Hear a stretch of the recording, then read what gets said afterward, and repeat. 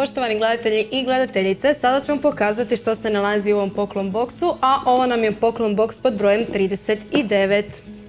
Prva stvar koju ću vam pokazati je ovaj predivan neseser u bordo tonovima.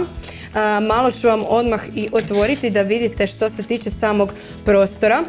Zapravo ga možete nositi i sa sobom jer ima ovako i maleni remenčić unutra. Možete si ga nositi kao novčanik unutar svoje torbe, zapravo stvarno si kombinirati kako vama odgovara.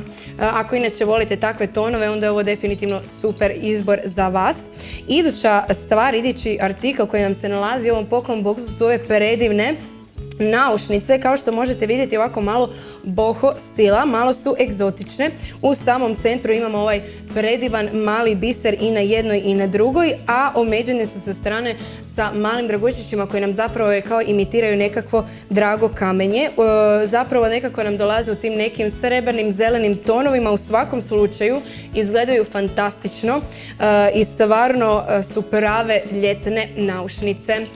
I zadnja stvar koju nam ovaj poklon boks donosi je ova predivna marama. Možete vidjeti da je prožeta sa predivnim cvijećem, predivnim motivima. Obožavamo općenito print cvijeća, definitivno je uvijek popularan svakoga ljeta, tako i ovog ljeta.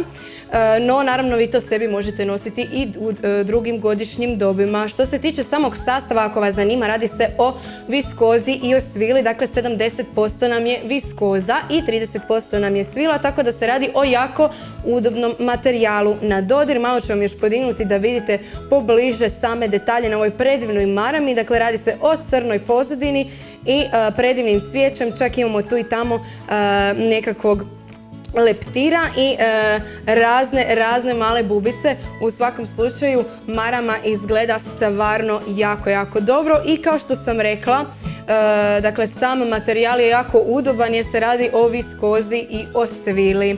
Još ću vam malo proći što smo sve vidjeli u ovom poklon boksu. Dakle, ova predivna marama, svila viskoza, jedan mali bordo neseser i predivne boho naušnice.